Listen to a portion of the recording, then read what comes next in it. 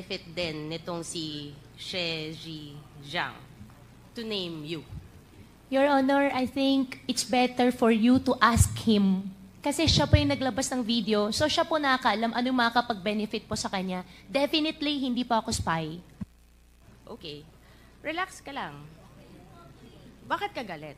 Kasi po, ganun din po yung nangyari last time. Sinasabi po nila spy ako. Mahal ko pong Pilipinas, Filipino po ako, hindi po ako spy. Okay, relax lang. Relax ka lang. Diba?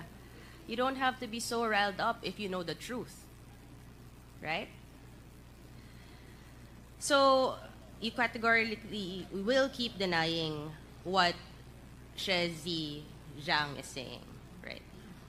He mentions na pinanganak ka sa Fujian, China. And na nanay mo, si Lin Wenyi.